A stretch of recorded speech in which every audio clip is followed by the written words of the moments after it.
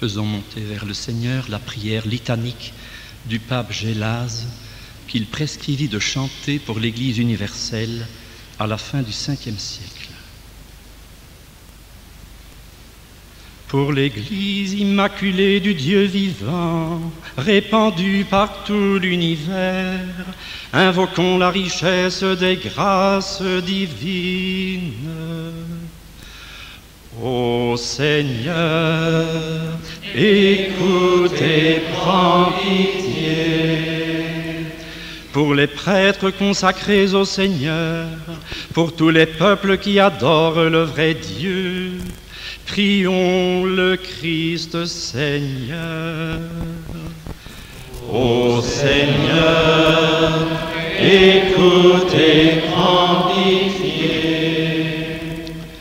Pour les vierges d'esprit et de corps, à cause du règne de Dieu, pour ceux qui peinent au chemin de la vie parfaite, supplions celui qui donne l'Esprit. Ô Seigneur, écoute et prends pitié. Pour tous ceux qui gouvernent les peuples, pour qu'ils fassent régner la justice et le droit, demandons la force de Dieu. Ô Seigneur, écoute et prends pitié. Pour ceux qui commencent à comprendre le nom chrétien, que soulève déjà le désir de la grâce, supplions la bonté du Dieu Tout-Puissant.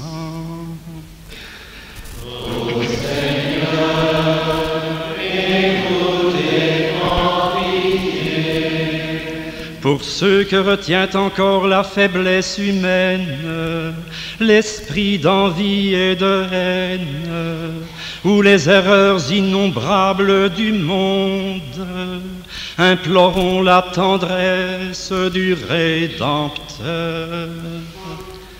Ô Seigneur, écoute et prends pitié. Pour les ouvriers de l'Évangile, pour ceux qui servent avec amour leurs frères malheureux, prions le Dieu des miséricordes.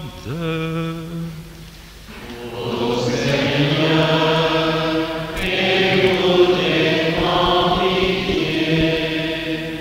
Pour tous les hôtes de la sainte maison du Seigneur, qui se sont ici rassemblés avec foi et ferveur, invoquons le Seigneur de gloire.